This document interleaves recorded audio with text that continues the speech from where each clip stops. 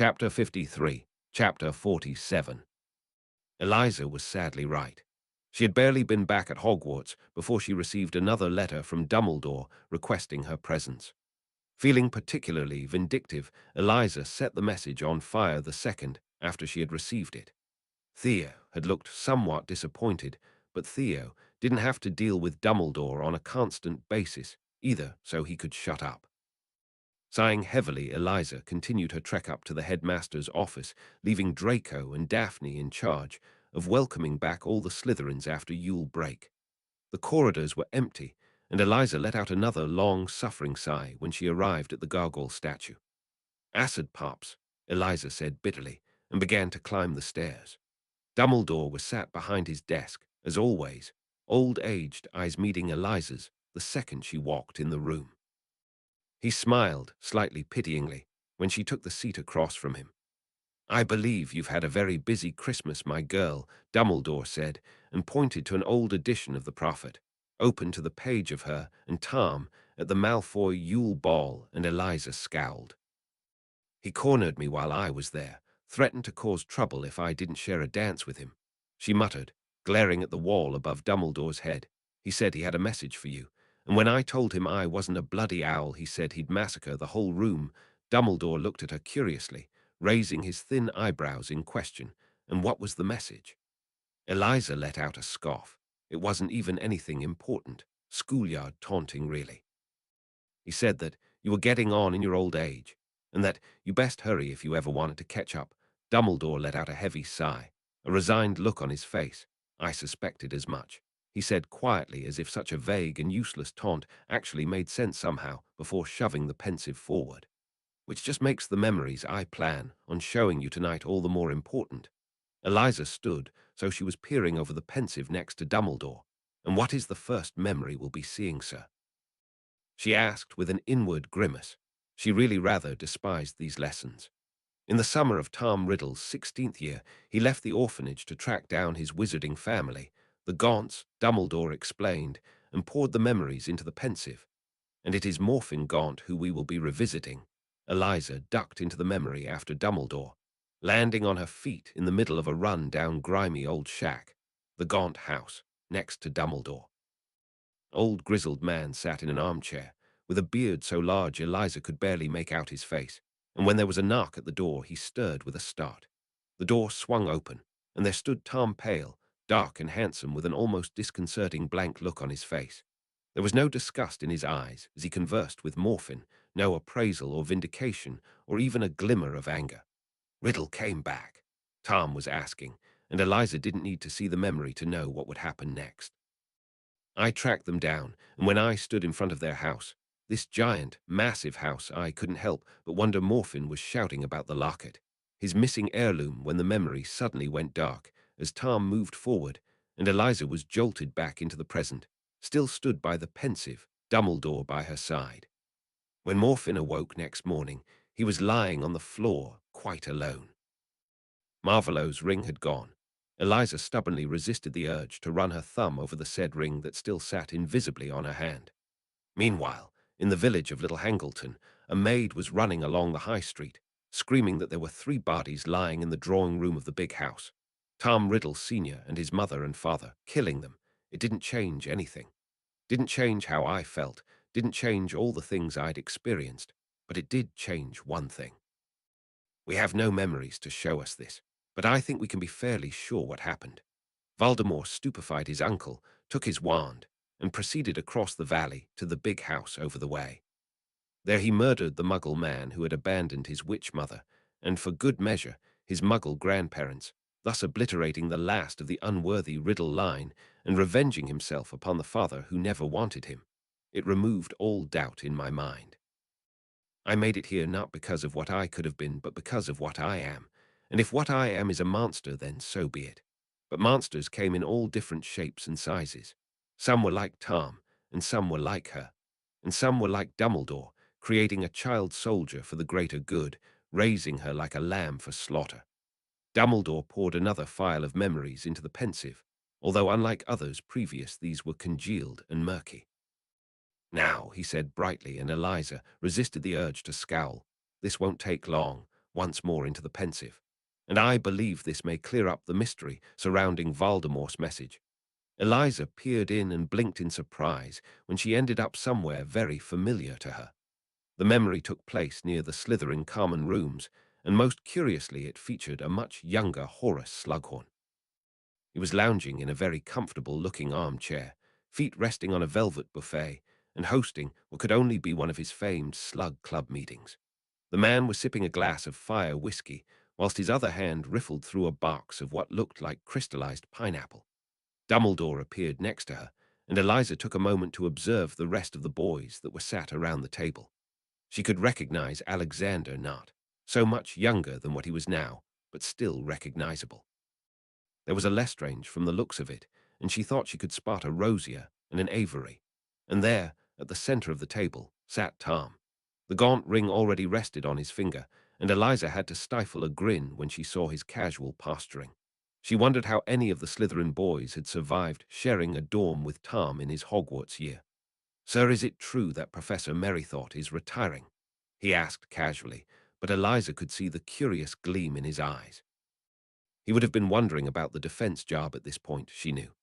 Tom, if I knew I couldn't tell you," said Slughorn, wagging a reproving, sugar-covered finger at Tom, though ruining the effect slightly by winking. "I must say, I'd like to know where you get your information, boy more knowledgeable than half the staff. You are." Eliza was sure Slughorn inadvertently gave Tom half of the information himself. "What with your uncanny ability to know things you shouldn't, and your careful flattery of the people who matter. Thank you for the pineapple. By the way, you're quite right. It is my favorite. She would have to remember that." Eliza blinked in surprise when the room filled up with a strange sort of white swirling mist. Slughorn's voice filled the room, bouncing off the walls. "You'll go wrong, boy. Mark my words." The room suddenly went back to normal, the mist receding as a clock somewhere in the world struck 11. The rest of the boys filed out of the room, waving goodbye to Slughorn, leaving only Tom stood in the room. "Look sharp, Tom," said Slughorn, turning around and finding him still present. "You don't want to be caught out of bed out of hours with you being a prefect." "Sir, I wanted to ask you something," Tom said carefully, tilting his head slightly as he observed Slughorn. "Ask away then, boy, ask away." "Sir, I wondered what you know about Horcruxes." And then it happened again, the white mist filling up the room as Slughorn's voice seemed to echo round the room. "I don't know anything about Horcruxes, and I wouldn't tell you if I did. Now get out of here at once, and don't let me catch you mentioning them again." "Well, that's all of that," Dumbledore said placidly, and then with a jolt Eliza was back in Dumbledore's office, gathering her thoughts. He had finally told her about the Horcruxes. Tom's message truly had done the trick then. "It takes a truly desperate man to tamper his own memories," Eliza said instead of commenting on the Horcruxes, acknowledging the faulty memory. "Ah, so you noticed that, did you?" Dumbledore said, and Eliza grinned cheekily. "Pretty hard to ignore, really, sir," Eliza quipped with a grin before tacking on more subdued, "though I suppose no one would like admitting to knowing that kind of magic." Dumbledore's eyes widened minutely. "You know what a Horcrux is, Eliza?" "I practically live in the Black Library, sir," she replied before scoffing slightly. "I should have put two and two together earlier. The diary was one, wasn't it?" "I believe so," Dumbledore said gravely. "I almost forgot about your interactions in second year. He was a lot like the Thomas Gaunt I got to know over the years. Charming and intelligent, just a bit more blatantly homicidal," Eliza quipped, feeling uncomfortable under Dumbledore's pitying gaze. "It's why I wasn't shocked when he told me he was Voldemort's son." They were the spitting image of each other. "Little did I know," she scoffed bitterly. "And I am sorry to add to your burdens, my dear girl," Dumbledore said gently, and if Eliza wasn't so disillusioned with the old goat, she may have even believed him. "But I'm afraid I have some homework to set you. As you have noticed, Professor, Slughorn has tampered with his own memory. It will be your job to persuade Professor Slughorn to divulge the real memory, which will undoubtedly be our most crucial piece of information of all. I believe it may be the key to finding out how many Horcruxes Lord Voldemort has made. I have already attempted to track down one, and found I was too late, as Voldemort so fittingly put it. My age is slowing me down. It is imperative we get this memory, my girl." Eliza titled her head before she let a soft smirk cross her face. He would have made 7, 6 containers and one main soul. Dumbledore opened his mouth, no doubt to question her, but Eliza didn't give him the chance. 7 is the most powerful magical number after 3, but he wouldn't have used 3. He would want the security of more to render him immortal. Plus, some say there are 7 stages to life. It's quite poetic, really, she explained with a wry smirk. How can you be so sure, Eliza? Dumbledore asked. Serious blue eyes locked onto hers, and Eliza rose an eyebrow in return. Because, Professor, if I was a bit more arrogant and had been a bit less loved, and if I had been sent to die in a Muggle war zone every summer, I would have done the same thing. And I think you know that. But, Eliza said brightly, leaving Dumbledore to dwell in his own guilt for a while, it never hurts to double-check. I'll get that memory for you, Professor. She could still feel his heavy gaze on her when she left his office. She wondered how he could live with himself when he knew he was sending her to be slaughtered. Come to think of it, I do remember that conversation with Slughorn Tom wrote when Eliza filled him in on the recent lesson. She was in the chamber currently, slumped against Jormy's side, who was being entertained by the small skeleton army Eliza had been animating for the past hour before she worked up enough courage to tell Tom about the lesson. Why Slughorn? He's always been in Dumbledore's pocket. He wasn't always. He used to support my initial movement, but he decided to lie low for a while after I went off the rails, so to speak. Do you think I could get him back on side? Eliza scrawled back, eyes wide. She thought she would simply have to blackmail the memory from him, but if Slughorn would support Tom and Eliza fully, the possibilities were endless. If anyone could do it, you could little star O. Eliza wrote down, I forgot to tell you, I got confirmation from both Lovegood and Skeeter. Our first edition should be published next week. What would I do without you, little star? Lose to a near embarrassing degree, she could feel Tom's amusement from the other side of the bond, and she smiled lightly as Jormy turned his giant head so he was looking at the journal as well. He couldn't read, obviously, but apparently he could sense Tom's magic on the diary. I have apparition lessons in the morning. I should probably go to bed. Eliza wrote back, stifling a yawn. Good night, darling night, Tom. His master began courting now little speaker. Jormy asked, and Eliza let out a sigh. No, he hasn't mentioned Yule yet, but I think he'll come round soon. His war will not last forever, little speaker, Jormy said wisely. Master is like my Salazar, never stopping, always doing. He has not yet realized there is more to life than the next victory. Like what? Eliza asked curiously. Like rabbits. Eliza laughed loudly as Jormy successfully jolted her from her moping and obligingly summoned a rabbit for him. If only Eliza herself could be so easily contented. Eliza stifled another yawn as the ministry instructor continued to witter on.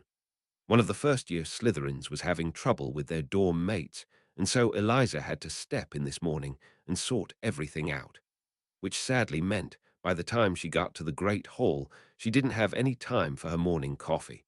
She would murder for a mug of coffee right about now. I would like each of you to place yourselves now so that you have a clear 5 feet of space in front of you, the instructor said, and Eliza and her court spread out at the back of the hall. Eliza studiously ignored the looks Granger was sending her. The girl had been sending her strange looks since Slughorn's party, but if Eliza was to be completely honest, she couldn't really remember what she said to the girl. Eliza would never do another drinking game again. The important things to remember when apparating are the 3 Ds, said Twicross: destination, determination, deliberation. Eliza returned her attention to the hoop that sat on the floor 5 feet away from her. She had accidentally apparated when she was younger, trying to outrun a gang of boys when she first arrived at the orphanage. She had ended up on the roof with no idea how she got there. The climb down had been horrid. Step 3, called Twicross, only when I give the command. Turn on the spot, feeling your way into nothingness, moving with deliberation. On my command, now, 1, Eliza returned her focus onto the hoop. She wanted T.O.B. there. She could feel her magic surging around her, eagerly answering her call. 2, Eliza centered herself, taking a deep breath as the instructor counted down. 3. Eliza span on the spot and heard the distinct crack of apparition before she felt herself move, her lungs tightening horribly before she landed harshly, stumbling as she tried to center herself. The only reason she hadn't fallen straight on her face was because Draco caught her in time. Eliza had apparated, but not quite where she was meant to. "Why are you so bad at this?" Draco asked exasperatedly as Eliza hopped out of his hoop with a sheepish grin. "I'm not that far off. My hoop is on the other side of the hall, and magical transportation hates me, its apparition. Can you two stop arguing?" Daphne cut in, but Eliza could tell she was just as entertained by their arguing as Theo and Blaze were. "Never," she and Draco responded in unison, exchanging smirks when Daphne let out a suffering sigh. They were interrupted at that point, however, by the instructor, Twicross, who came bustling towards Eliza. My Miss Potter," they exclaimed, "never in all my years. On your first attempt, marvelous, really." He rambled on, and Eliza pasted a polite smile onto her face. "Thank you, sir. Although I believe the destination component may need a little work," Eliza quipped, gesturing to her hoop on the other side of the hall. The wizard let out a chortle and shook his head before striding away to help out the rest of the students, still shaking his head over Eliza's accidental apparition. "Are you going back to your own hoop now?" Draco asked dryly, and Eliza let out a fake hurt gasp. "Do you not want my company?" she asked, and without missing a beat Draco replied with a deadpan, "No." Snickering slightly, Eliza wandered back over to her own hoop and had to muffle her laughter when she saw Ron stumble and fall on his arse when he tried to spin around. By the end of the lesson, Eliza was the only one who had managed to apparate, even if she hadn't been able to actually apparate to her chosen destination yet. Theo had almost managed it, but only got a foot away from his hoop, and Susan Bones was the first to be splinched. Eliza suspected it had something to do with Daphne, what with how much she had been blushing, but Eliza wisely didn't say anything. An embarrassed Daphne was a terrifying Daphne. The instructor dismissed them all from the hall, and Eliza laughed when she saw Severus actually slump in relief. Deciding to mess around for a bit before the wards went up, Eliza focused on apparating just beside the potions professor. Her court had stopped by the door to watch her, and Eliza smirked when she saw them fish some spare change out of their pockets.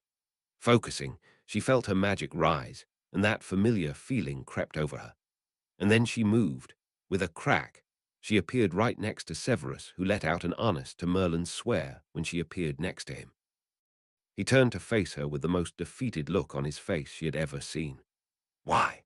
"Narcissa was very upset that you didn't attend the Yule Ball this year," Eliza chirped, and even McGonagall seemed to stifle a smile at her tone. "Narcissa understands that 2 weeks free of Eliza Potter is not something you can just pass up," he replied drolly, and Eliza smirked. "I think it's more that you didn't want to have to babysit my dogfather at the ball." "Yes. Well, the last time I had to babysit your dogfather, he threatened to run me over with his infernal motorbike. And he was very sorry about it." McGonagall was definitely laughing at them now. "No, he isn't. No, he really isn't." Eliza agreed instantly, and Severus let out a long, drawn-out sigh and pinched the bridge of his nose, waving a hand distractedly. "Just go, Potter." Eliza laughed brightly and started heading towards her court, who were in the middle of swapping money. Draco had a disgruntled look on his face.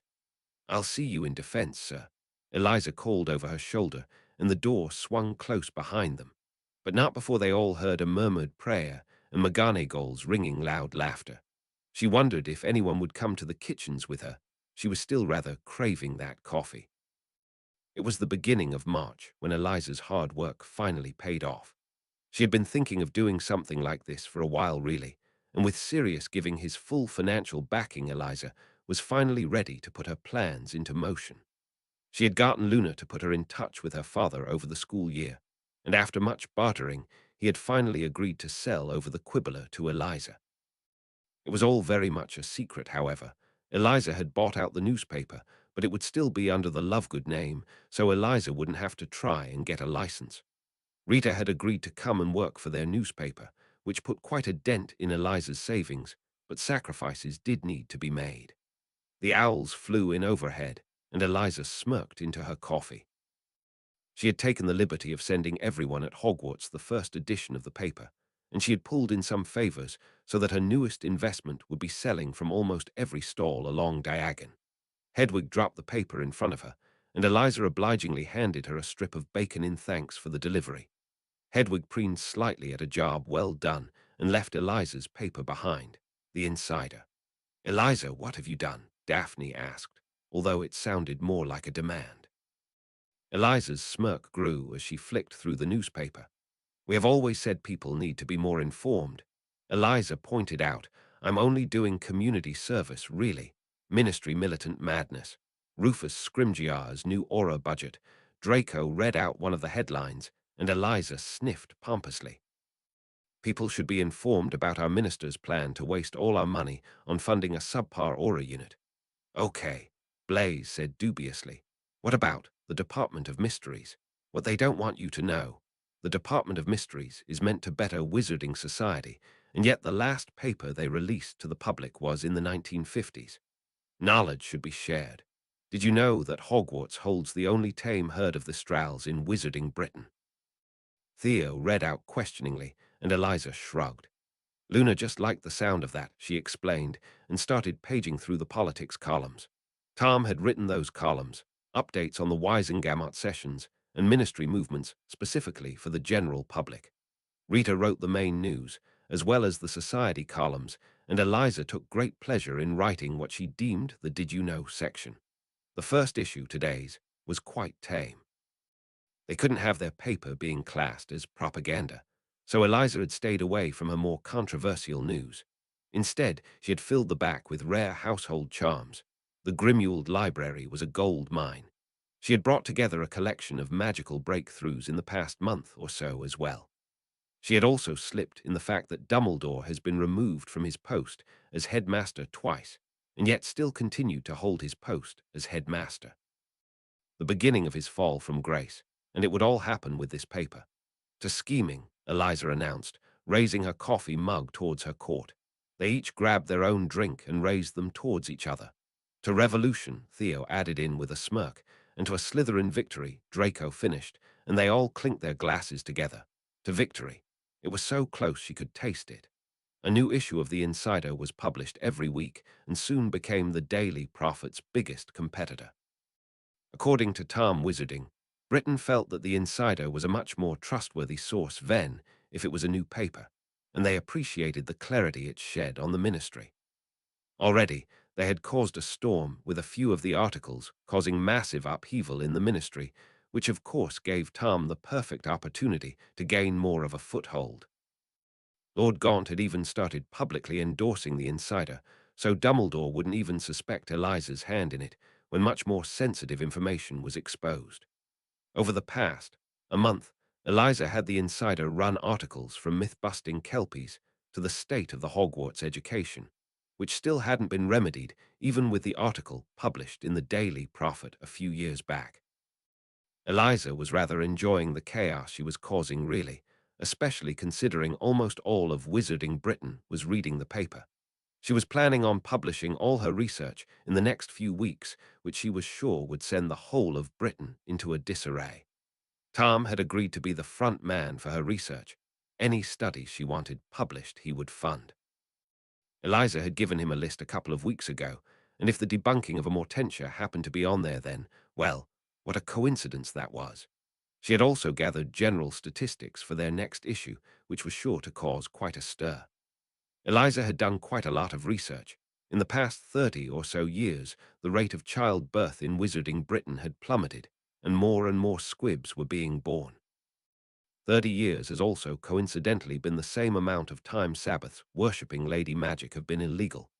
What's with the scheming face? Draco asked from his spot on her bed. Eliza herself had been booted off said bed, and instead was sat at her desk, trying to decipher her messy arithmancy equations. She was technically supposed to be in ancient runes, but she had decided she also wanted to spend the free period with Draco. Time turners really were a blessing to wizard kind. I'm not scheming, Eliza tried to defend herself half-heartedly. You're always scheming. What? Just like how you're always pining after Astoria. Eliza shot back and Draco let out an embarrassed squawk and flung a plushie at Eliza's head. Sirius had bought her a stuffed dog for Yule as a gag gift, but Eliza had brought it with her anyway. Eliza caught Snuffles before it smacked her in the face and sent a teasing smirk Draco's way. I'm a year older than her, he protested, and Eliza shook her head. Not really, her birthday's 10th September. She's 15 and you're 16. Eliza pointed out, that's not bad. Well, it wouldn't be bad to you, would it? Draco said petulantly. How old is your Dark Lord? He's not my Dark Lord. Eliza protested and went back to her equations, ignoring the heavily pouting Draco. I can't believe you're not together yet. I can't believe he's not even made a move, even after that near-death experience. Eliza remained studiously silent. Her arithmancy equations really did need a lot of work doing. Merlin's balls, no way, Draco exclaimed, shooting up from the bed. Something did happen, didn't it? And you didn't tell us. There's nothing to tell, Eliza dragged out, only somewhat mopingly. I went over to his on New Year's Eve. We snogged. He was an emotionally stunted Dark Lord. And then I left.